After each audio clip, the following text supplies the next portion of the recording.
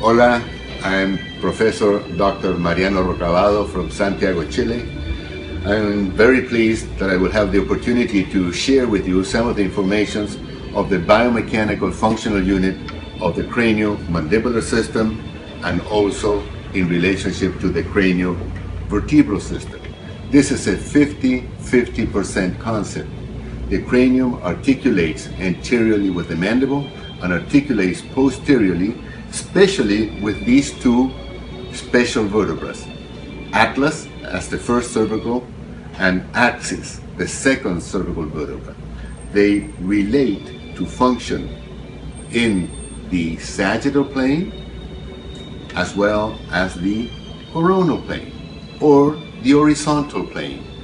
The different positions of the craniovertebral joints will influence occlusal contacts and how they relate depending on a resting position of the cranium in the upper cervical spine, named the centric relation of the craniovertebral joints. The centric relation of the craniovertebral joints relating occiput on atlas and axis will also influence, extremely importantly, the relationship of the temporomandibular joints centric relation.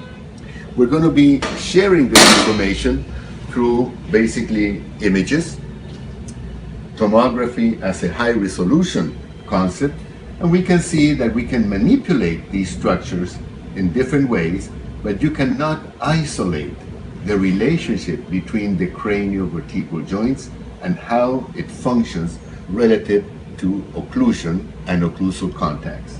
We will learn how the temporomandibular joints on the right and the temporomandibular joint on the left will depend on occlusion, but also that occlusion depends on the position of the craniovertebral joints. And when we have an abnormal relationship of these structures, we will see that will change the position of the occlusal contacts and eventually correlate posteriorly a problem of a dyspathology at the level of the temporomandibular joints.